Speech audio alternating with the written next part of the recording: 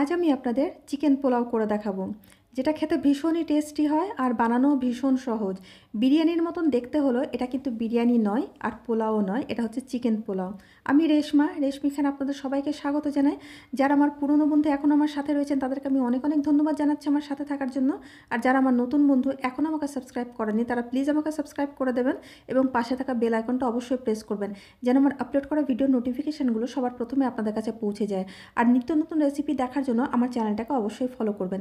এখানে দেখুন আমি 600 গ্রাম মতন চিকেন নিয়েছি। চিকেনটাকে খুব ভালো করে ধুয়ে পরিষ্কার করে নিয়েছি। এবার চিকেনটাকে প্রথমে আমি ম্যারিনেট করে নেব। তার জন্য দিয়ে দিলাম আমি আধা চামচ নুন, আধা চামচ হলুদ গুঁড়ো। খুব ভালো করে চিকেনটাকে আমি মাখিয়ে নেব, যেন প্রত্যেকটা চিকেনের গায়ে যেন খুব ভালো করে নুন হলুদ লেগে যায়। এবার আমি এটাকে এক সাইডে রেখে দিলাম। আর আমি নিয়ে নিচ্ছি এখানে 500 গ্রাম মতন গোবিন্দভোগ চাল। একটা বাটিতে নিয়েছি, কারণ এক বাটি চালের জন্য 2 বাটি আমার জলের মাপ লাগবে, তাই আমি বাটিতে আপনাদের দেখালাম। চালটাকে আমি খুব ভালো করে ধুয়ে জল ঝরিয়ে নেব, তারপর আমি রান্নায় চলে যাচ্ছি। এখানে একটা কড়াই বসিয়ে প্রথমে আমি কিছুটা সাদা তেল দিয়ে দিলাম। সাদা তেলটাকে আমি চারিদিকে ছড়িয়ে গরম করে নেব। তারপরে দিয়ে দিচ্ছি বড় সাইজের একটা পেঁয়াজ স্লাইস করে কেটে নিয়ে। পেঁয়াজটাকে আমি 5 থেকে 6 মিনিট নাড়াচাড়া করে আমি বেরেস্তা ভেজে নেব লাল লাল করে। দেখুন পেঁয়াজটা আমার ভাজা হয়ে গেছে। পেঁয়াজটাকে তুলে আমি একটা পাত্রে রেখে দিচ্ছি। ওই তেলের মধ্যে আমি 4টে ডুমো করে কেটে রাখা আলু দিয়ে দিলাম। আলুটাকে আমি 4-5 মিনিট সময় নিয়ে আমি লাল লাল করে ভেজে নেব। দেখুন আলুটা আমার ভাজা হয়ে গেছে, এটাকেও তুলে আমি একটা পাত্রে রেখে দিচ্ছি। এবার ওই তেলের মধ্যে আমি চিকেনটা দিয়ে দিলাম, যে চিকেনটা আমি নুন হলুদ মাখিয়ে রেখে দিয়েছিলাম এতক্ষণ। আমি হাই ফ্লেমে চিকেনটাকে 7 থেকে 8 মিনিট সময় নিয়ে উল্টিয়ে পাল্টে একটু লাল লাল করে ফ্রাই করে নেব। 7 থেকে 8 মিনিট এইভাবে আমি উল্টে পাল্টে নিলাম। দেখুন উল্টে পাল্টে চিকেনটাকে আমি ভেজে নিচ্ছি।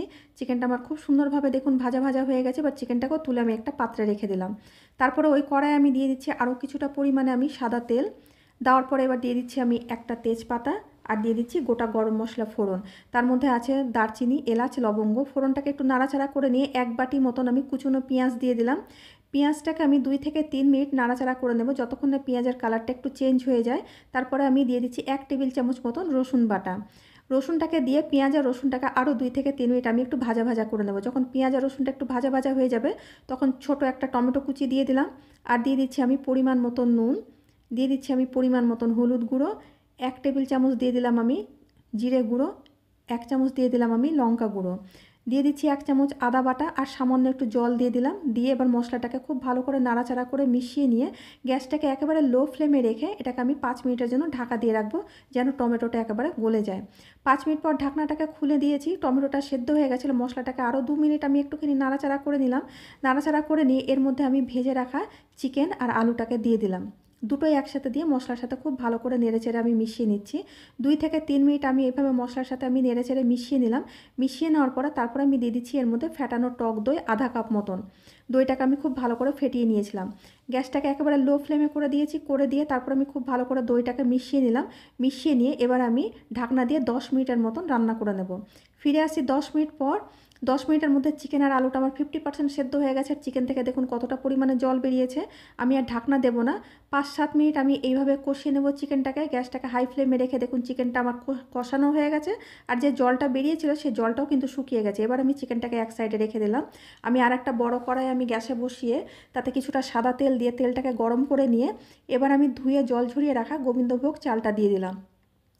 চালটাকে আমি 5 থেকে 6 মিনিট আমি খুব ভালো করে ভেজে নেব গ্যাসটাকে হাই ফ্লেমে রেখে। দেখুন চালটা আমার একটু ভাজা ভাজা হয়ে গেছে, চালের কালারটাও চেঞ্জ হয়ে গেছে। এবার এর মধ্যে আমি দিয়ে দিচ্ছি কষিয়ে রাখা চিকেন আর আলুটা, যে চিকেনটাকে আমি কষিয়ে রেখেছিলাম। তারপর আমি চালের সাথে চিকেন আর আলুটাকে খুব ভালো করে এইভাবে মিশিয়ে নিচ্ছি। দেখুন হালকা হাতে খুব ভালো করে মিশিয়ে নেব আর একটুখানি কষিয়েও নেব এই চিকেনের সাথে চালটাকে। 2 থেকে 3 মিনিট এইভাবে নাড়াচাড়া করে মিশিয়ে নিয়ে তারপর আমি দিয়ে দিচ্ছি গরম জল। জলটা আমি দিয়েছি যে বাটিতে চালটা মেপে নিয়েছিলাম সেই বাটির 2 বাটি জল দিয়েছি। এর পরিমাণটা হচ্ছে 1 বাটি চাল হলে 2 বাটি জল।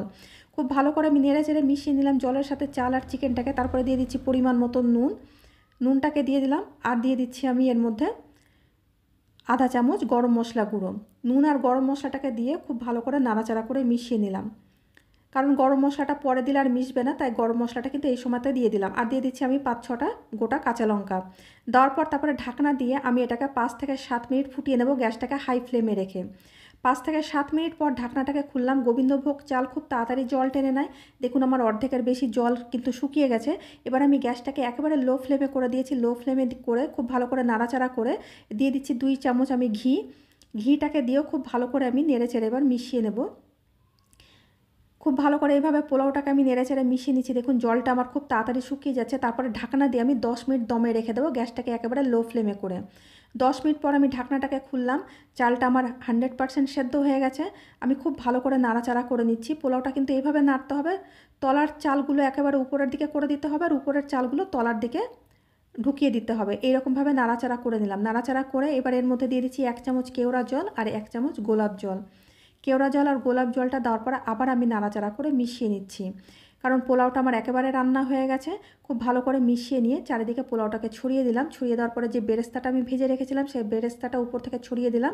ছড়িয়ে দেওয়ার পরে আমি এই পোলাওটাকে 10 মিনিট স্ট্যান্ডিং টাইমে রেখে তারপরে আমি আপনাদেরকে সার্ভ করে দেখাচ্ছি। দেখুন তৈরি হয়ে গেল আমার চিকেন পোলাও। দেখে বুঝতে পারছেন চালটা কতটা ঝরঝরে হয়েছে, তার মানে জলটা একেবারে পারফেক্ট দিয়েছি আমি। আর চিকেনটাও খুব ভালো করে সেদ্ধ হয়ে গেছে, আলুটাও খুব ভালো করে সেদ্ধ হয়ে গেছে। এরকম একটা পোলাও থাকলে এর সাথে কিন্তু কোনো কিছুই আর লাগে না। আমি রায়তার সাথে সার্ভ করেছি, আপনারা স্যালাডের সাথে সার্ভ করতে পারেন। এটা শুধুই খাওয়া যায়, এমনি ভীষণই ভালো হয় খেতে।